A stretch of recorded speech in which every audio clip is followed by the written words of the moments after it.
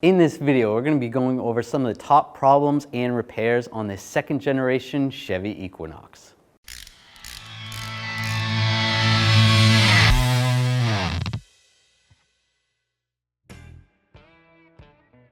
Now there's nothing wrong with this car. Every car has the problem, so we're just going to go over some of the top issues. So there's a couple different options for engines in this vehicle. It either came with a 2.4 liter 4-cylinder, which is what this one does, or you could get a 3.0 or 3.6 liter V6 engine.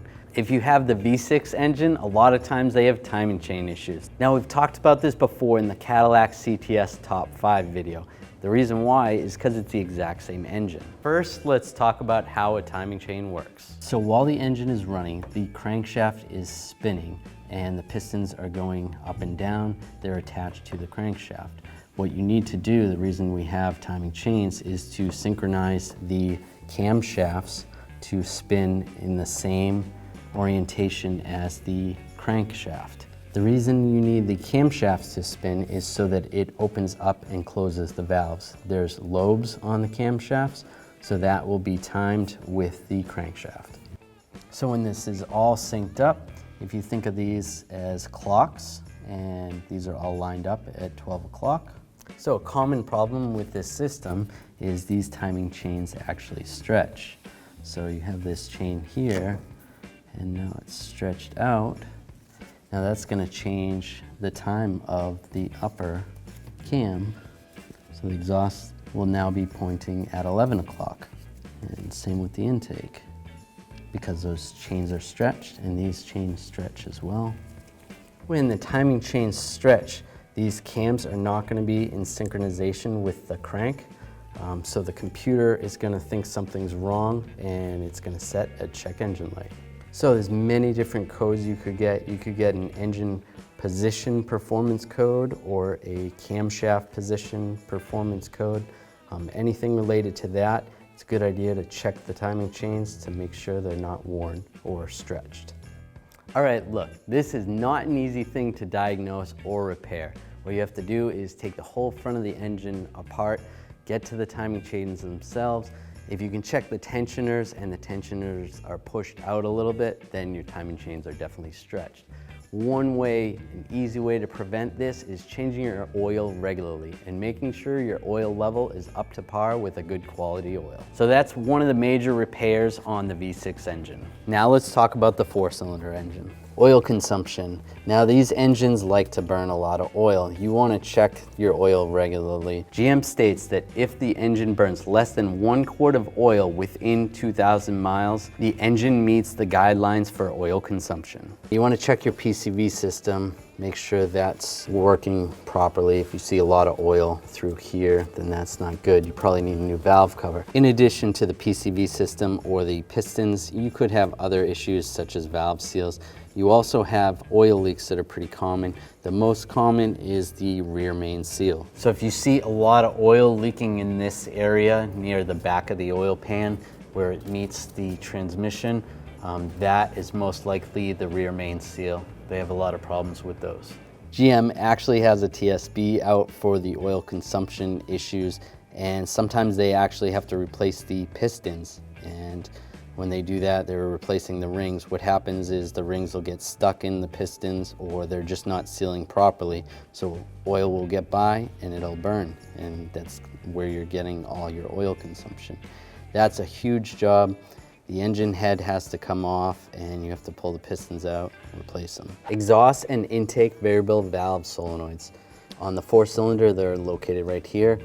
More common on the 4-cylinder than the 6-cylinder, but those still have problems too. You may end up with an engine code P0010 or P0011. And also, sometimes this can actually make the vehicle stall if you have a problem with these. These are pretty easy to replace. Just pull this cover off over here and then just disconnect the connector right here, push down on that tab, pull that off. Now this one will be the intake one, the other one will be the exhaust one. Now these are not the same part number, so you can't switch them. You do have to buy the specific one. And you just want to clean out any debris. There is a 10mm bolt that holds it down. Pull that bolt out, slide the old valve out, slide the new one in. You might want to lubricate it with a little bit of oil and then plug it back in. You should be good to go. It is important to make sure your oil level is up to par. Low oil level can actually cause these valves to go bad, and also not changing your oil regularly can cause these to go bad. Or we could end up with a code P2135, which is throttle body, or you could end up with a P2138, which is accelerator pedal position. Both of these codes are very similar. They're both correlation codes. There's two sensors in the throttle body that tell the computer where the throttle blade is, and then there's two sensors in the gas pedal, and those tell the computer where the gas pedal is. Now the reason they have two is so that if one of the sensors starts cutting out, that the throttle doesn't open wide up and then you don't end up having an accident. That being said, you could end up with a check engine light. You could end up with a reduced power message, which the engine does not want to accelerate fast because it doesn't know exactly where it is. So that would need to be addressed. You always want to check your connections and check your wires. You could have some mice chewing some of these wires under here, or the terminals be spread a little bit. So you want to do that on both the throttle body and for the accelerator pedal. You may end up having an evap code. First thing you always want to do when you have an evap code, check your gas cap. Just grab the gas cap, see if it's loose, make sure it clicks. Pull the gas cap off. Check the seal. Seal looks good. If it feels funny, there's probably something wrong with it. It's probably got to be replaced. This one feels pretty loose, so this should be replaced at this time. As long as your gas cap checks out okay, check out the purge solenoid. It's located right here on the 4-cylinder version. There's a 2-wire connector. Make sure that's connected. Make sure the wires are good. You can always disconnect it. Just take a look at the terminals. Make sure they're not green or corroded.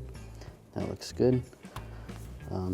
But these go bad. This is pretty common, but it's a pretty easy part to replace. This line right here goes back to the evap system near the gas tank, and it goes through the purge valve right here, and it gets its vacuum right here through the intake system.